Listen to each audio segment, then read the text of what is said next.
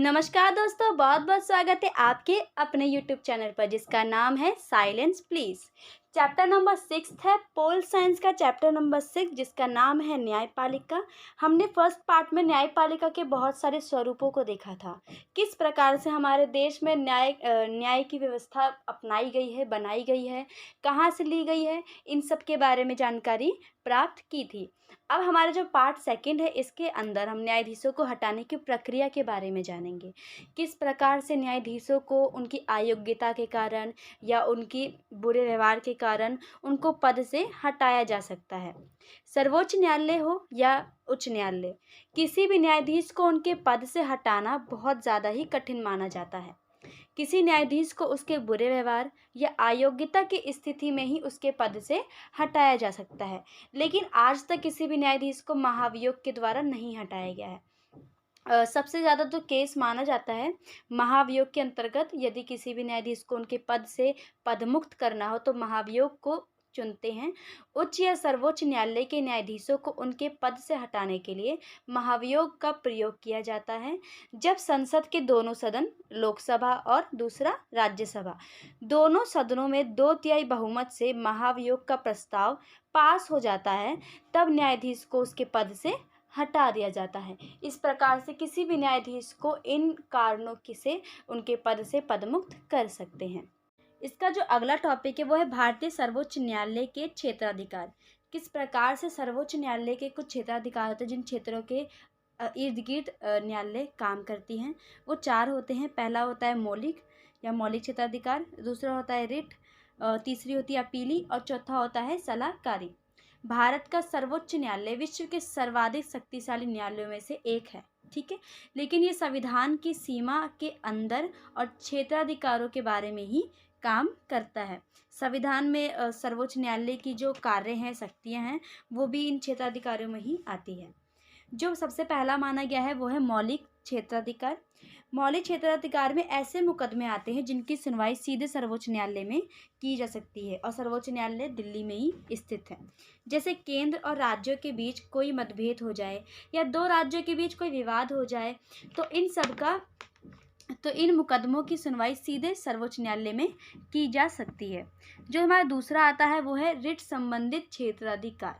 मौलिक अधिकारों की रक्षा की जिम्मेदारी सर्वोच्च न्यायालय को दी गई है। यदि किसी का भी मौलिक अधिकार हनन होता है या मौलिक अधिकार को ठेस पहुंचती है तो वो सीधा जाके न्यायालय में जाके केस या दरवाज़ा खटखटा सकता है।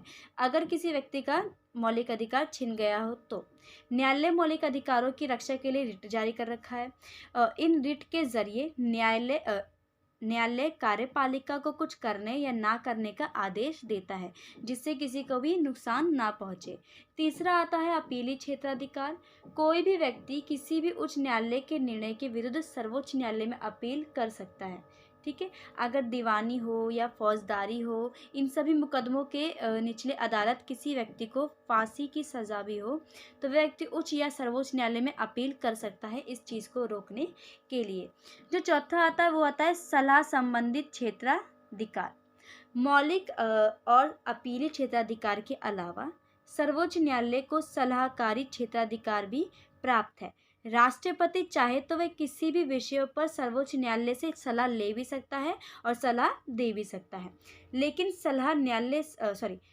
सर्वोच्च न्यायालय सलाह देने में बाध्य नहीं है और राष्ट्रपति सलाह लेने में भी बाध्य नहीं। मतलब मन मर्जी की अगर वो सलाह देने का उनका मन चाहे तो वो दे भी सकते हैं। यदि राष्ट्रपति को नहीं सुनना उनकी बात तो वो नहीं भी दे सकते। इससे क्या होता है, इससे सरकार को ये छूट मिल जाती है कि वह किसी मामले पर कार्रवाई करने से पहले अदालत की कानूनी राय जान ले ताकि बाद में कानूनी विवाद से वो बच सके। दूसरा होता है सर्वोच्च न्यायालय की सलाह पर सरकार अपने निर्णय या विधेयक में आसानी से संशोधन कर सकती है। न्यायिक पुनरावलोकन। न्यायिक पुनरावलोकन या न्यायिक पुनर्निरीक्षण का अर्थ होता है फिर से देखना।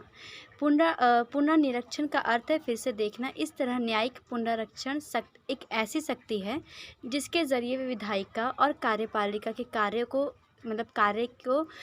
कार्य की संवैधानिक जांच कर सकती है, इनके कार्य संविधान के विरुद्ध होने पर। विधायिका के और कार्यपालिका के कार्य संविधान के विरुद्ध होने पर उन्हें अवैध घोषित भी कर सकती है।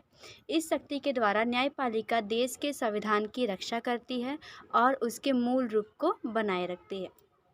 नेक्स्ट है न्यायिक सक्रियता और जनहित याचिका।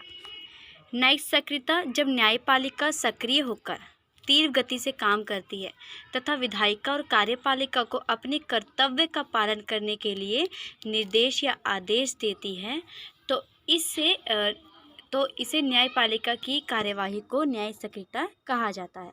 भारत में न्यायिक सक्रियता का मुख्य साधन जनहित याचिका है। जनहित याचिका के कारण ही न्यायिक सक्रियता को तेजी से बढ़ावा मिला है। यदि जनता लोग याचिका या फिर कुछ भी दर्ज करवाते हैं तो जो न्याय होता है वो तेज गति से कार्य करता है। अब आता है जनहित याचिका। जब कोई मुकदमा पीड़ित लोगों के द्वारा नहीं, ठीक है, जो लोग जिस चीज़ से जूझ रहे हैं उनसे नहीं, उनको देखकर दूसरों द्वारा दाखिल किया जाता है तो इसे ही जनहित याचिका कहते हैं।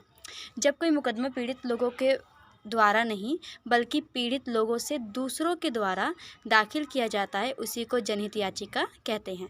ये मामला जनता के हित से जुड़ा होता है, ठीक है, इसलिए जनहित याचिका के जरिए जन सेवा की भावना रखने वाले नागरिक हो, चाहे स्वयंसेवी संगठन हो या अनेक अधिकारी हो, उनकी रक्षा की जाती है।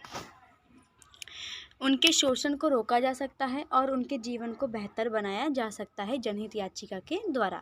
इसीलिए जनहित याचिका गरीबों के लिए बहुत ज़्यादा ही मददगार साबित हुआ है।